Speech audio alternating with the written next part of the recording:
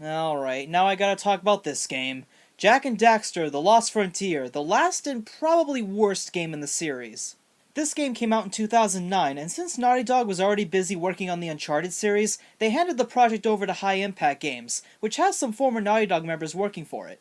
The production did not go smoothly, however. There were a lot of programming issues, many developers began to quit out of frustration, it was just a disaster. So what we have here is a broken mess that feels like a huge disservice to fans of the series. The story begins as Jak, now voiced by Josh Keaton, travels with Daxter and Kira in order to save the world, which is in a state of crisis because it is running out of eco. They are suddenly attacked by sky pirates, and during the fight, Daxter accidentally shoots out one of their engines, causing them to crash land into the brink, which brings me to my first major plot hole. The brink is apparently the edge of the world, which would mean that the precursors, who are responsible for the creation of the planet, just decided to stop building the planet. Sadly, that's the least of this game's problems, but I'll get to that in a moment. Once Jak finds a green eco crystal, Kira is able to fix the ship and allow Jak to convert the dark eco he collects into different colored eco abilities. Unfortunately, there are no dark or light Jak powers in the game, but the ones we're stuck with are pretty bland and mostly help with the puzzle solving.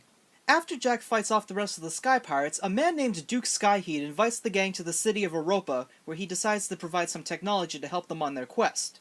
Problem number 2. In past games, you know how there are these little challenges where you have to find a precursor orb in 10 seconds for a reward? Well, they still have that, but it gives you the false impression that Europa will be the main hub world, but sadly, you're only there for a few missions, and once you leave, you can't return, so what's the point? From there, Jak and the pirate captain Phoenix form a truce, and so the pirate ship becomes the major hub world. The reason why Jak agrees to this is because apparently the Europans are also working on their own Dark Warrior project, identical to the kind that Jak was a part of. The only difference being is that the Europans were highly successful. There are 3 types of gameplay throughout the game. The first is the traditional platforming.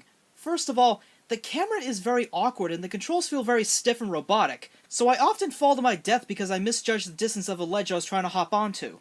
Oh yeah, and Jak apparently forgot how to roll. Daxter would be very disappointed. You also get 4 guns again, but this time there are no upgrades other than the small mods that you can buy with Dark Eco. Admittingly, the gun aiming has always been pretty poor, but now, the auto-aiming almost doesn't work, leaving me to have to wiggle around just to face a target. The second is plane combat, which you'll be doing the most of, and it is even worse. Just like the car combat in Jak 3, there is a garage where you can keep and modify the 5 planes you can collect, but none of them are really that special, and the flying is very standard and uninteresting. You can get most mods by stealing them from other planes. You do this by sending out a grapple line to fling Daxter onto a plane and perform a few quicktime events to destroy the plane's engines. The gameplay simply feels imbalanced and often more trouble than it's worth. Finally, there's Dark Daxter, and I'm not joking, a few times in the game, Daxter comes in contact with Dark Eco and turns into a monstrous creature. Okay, so Daxter was turned into the Ottsel because of Dark Eco, but now even more of it turns him into the Hellspawn of the Purple People Eater and Taz from Looney Tunes? Also, I thought that precursors who were corrupted by Dark Eco became Dark Makers.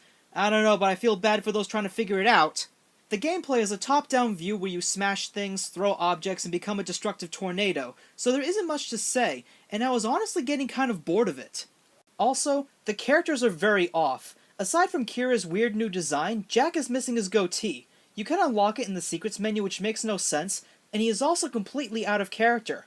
He'll say somewhat convincing things like this. Eco-pirates. They have the frontier for helpless travelers. Oh, we're not helpless. Dax, get on the gun.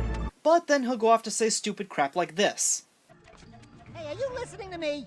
Huh? Oh, yeah, sure, Dax. It was something about the nails in your eggnog. Daxter also doesn't have the same appeal as he did before, because when he would break the fourth wall, it was always funny, but now he tries way too hard to a point where he blatantly makes a reference to playing Jak X. It was very obvious that the developers knew nothing about Jak and Daxter and didn't seem to bother doing their homework, so this will have to be a sad conclusion to the franchise. At least for now. Thank you so much for joining me this month. It was a lot of fun to look back on this nostalgic game series, and I hope you enjoyed them just as much as I did. Take care, and you will see me next time. Well, look what we've got here. Where's Kira? She's being entertained by the captain, if you know what I mean. Jak! Kira, are you alright? Phoenix, don't. Phoenix? What, you're on a first-name basis now?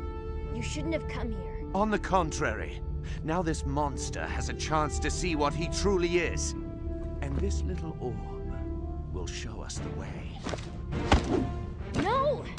Both of you! Stop! We have to go get it back. And I want a truce between you two until we do.